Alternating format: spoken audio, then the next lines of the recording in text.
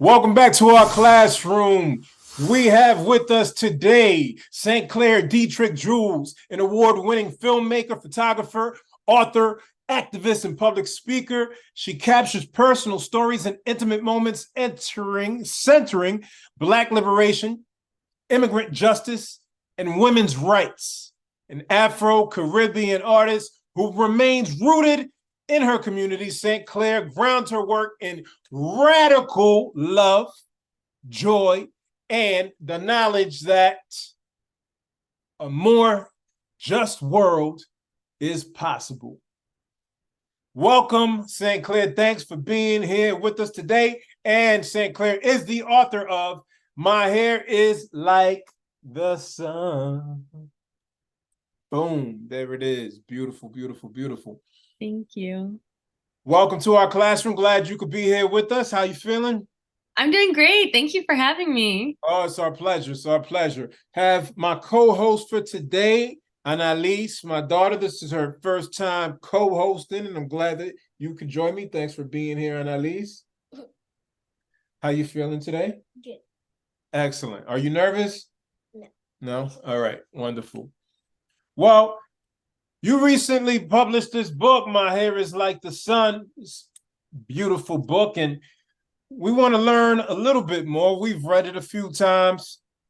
We've read your bio. We have some context, but our audience may not be familiar. So why don't we go ahead and start with the title of this book?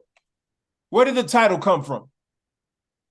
So the title came from this idea that our hair really does resemble nature, right? I think that Black hair is so versatile and it's reflected in the beauty that we see in the natural world all around us. And I guess a little bit of background for this comparison was that one of the women who I interviewed for a previous book, a Black woman with an afro, had said that when she was a kid, she was bullied for wearing her afro. And they said that her classmates said that her hair looked like a tree and they called her Tree Girl. And so that sort of made me think about how our hair does resemble nature, but not in some sort of negative way that her classmates were trying to imply, but actually in this really positive and beautiful way.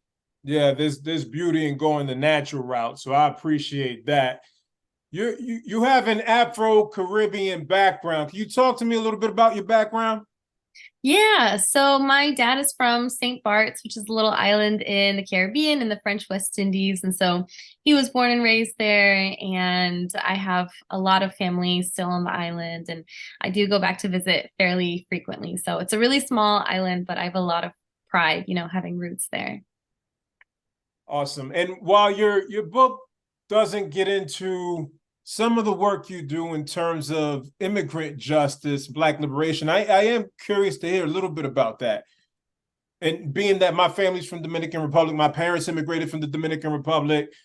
My wife was born in the Dominican Republic, immigrated to the United States. And so that's near and dear to my heart also, besides the fact that we lived in Texas for 7 years. And so we were along the border.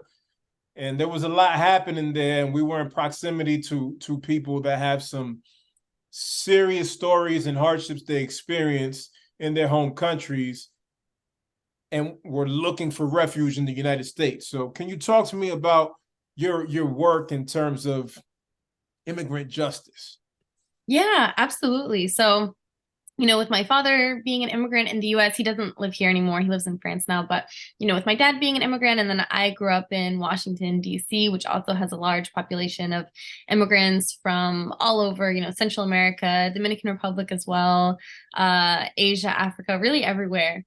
And a lot of immigrants here in DC have had really difficult stories, sort of like what you were saying, with folks whose stories you heard along the border. I think in DC too, a lot of the migrants who make their way here have also had traumatic journeys, arriving. And so I really got interested in sort of social justice when I got to college, and I did a documentary film project called Documented in 2017, right around the time when then President Trump was trying to rescind the DACA program. So for people who don't know, DACA stands for Deferred Action for Childhood Arrivals. And so it was a program put in place by Obama that gave temporary legal protection to undocumented immigrants who had come to the US at a young age. And of course, there were all these specific qualifications that you needed to meet to qualify for the program. But, Trump was trying to rescind that program. And so there were several hundreds of thousands of young folks who would be affected if the program was rescinded. And so I did a documentary following the lives of 9 DACA recipients, because for me, I feel like storytelling is a way to humanize groups who have been dehumanized in so many different ways. And so I think that when we hear each other's stories, we remember our shared humanity. And so that's sort of my preferred route of activism. And then more recently, I've been working on another project about immigrants, but that's sort of still in the works and will take a while to come together. Thanks for sharing. So this book was illustrated by Tabitha Brown. Is that the actress? No, not the actress. It's an illustrator, yeah, but her name is Tabitha Brown as well. Okay, it's beautiful. I'm curious to know, do you know these children, and how were they selected to be part of this book? Yeah, so I actually photographed all the kids in this book. And so maybe about half the kids in this book I actually got to photograph in the Caribbean, not in the island where my dad is from, but in the island right next to it, St. Martin, which more people might know than St. Bart's, because St. Martin is a bit bigger. But it's also part of the French West Indies, French and Dutch West Indies, two sides of the island. But so some of the kids I got to photograph in St. Martin, and that was really cool because I felt like I got to keep a part of my, Caribbean roots and showcase that through this book. Like here, for example, the 2 kids on either end, both of these girls are from St. Martin. And then the rest of the kids in the book, so several kids from St. Martin, and then the kids who weren't from St. Martin were here in the US. And so I had to, use a variety of ways to find all these kids. But yes, I did meet them all to photograph them. And Analiz, you have a question? I actually have 3. Well, why don't you ask one first? So what do you like about your book? What do I think about my book? What do you like about your book? Oh, what do I like about my book? I like that it's joyful, or hopefully it comes across as joyful, because I think that everybody, including Black children, deserve to feel joy around all aspects of their life, but especially when it comes to our hair, because oftentimes when we're kids, we're taught that our hair isn't good enough, right? If it's a certain texture. And so I like that it hopefully can help Black kids see the beauty in their own hair. Do you feel like it helps you see the beauty in your hair? Sometimes you feel frustrated with your hair, right? You want to talk about that a little bit? No? All right, go ahead. Ask your second question. Where did you get the photos from? So the photos, I took all the photos with, I thought my camera might be next to me, but it's not right now. But I took all the photos with my Canon camera, and then I put them all into my computer, edited them a little bit, and sent them to my publisher. Are you finding a huge difference between the photo quality with the Canon versus like the newest models of these phones? I'm interested. I'm not a photographer, but that's something that's been on my mind when I'm seeing like, wow, Google Pixel or the iPhones, that they're really coming up. And so what are you seeing from your lens as a photographer in terms of quality difference? Yeah, I actually have a really old Canon camera, and I have a newer camera, but for some reason I just really like my Canon, and I like that, with Canon, you can always get new lenses and it'll fit on the camera. So that's really nice, but the body, is the same, and I'm really used to it at this point. I like it a lot. I know that a lot of phones have really good quality now. Not mine, because mine is still an iPhone 8, and so the quality definitely isn't as good as my Canon. I haven't done too much cell phone photography. One thing that I've noticed, and I could be wrong about this, but I feel like a lot of iPhones or even Androids, the quality of the camera goes down over time. And you know what I mean? I feel like I have friends who will get a new iPhone and the camera quality will be great for a few months or for a year, but then after that it sort of starts to go down a bit. And I feel like with my camera, the quality is always the same. Yeah, I think there might be some truth to that. And at least you asked, what does St. Clair like most about her book? What do you like most about her book? I like the photos of the kids. I Thank do you. too. I do too. I love how you centered Black children, Black joy, Black hair. And I think it's important that we're affirming our children. And so I really appreciate the affirmation, the different hairstyles, right? The diversity of our hair. There's, Yeah, there's I beauty in wanted to showcase that too. So, one of the little kids has locks and some of them have tighter curl patterns, looser curl patterns, different hairstyles. One girl has twists, but yeah, I'm glad that you noted that and that you like that about the book. Yeah, I used to have locks. And so I feel like when I'm looking at this kid, and I had him as an adult, but when I'm looking at his hair, it's reminded me of me. And then when I'm seeing some of the other children in here and their hairstyles, it reminds me of Analiz and my daughter Sol also. So excellent, excellent photos that you took and the way you've placed them. You have another question there. Why don't you go ahead and ask your third question? So my third question and last is, how did you get the photo of the stars? Ooh, the illustration or the photo? The photo. The photo of this kid? Yes. Well, Yeah. stars. How'd you get those? The stars. Oh, so the stars is actually an illustration. So the illustrator actually was able to illustrate all these stars. And so for the little boy, I photographed him on a really sunny day where the sun was shining a lot in his hair. So, sort of looked like stars. And then I gave my publisher and the illustrator all of my photos. And then she's the one who was able to make illustrations sort of similar to the photos. And so, yeah, I agree. It looks really realistic, right? It looks almost like a picture.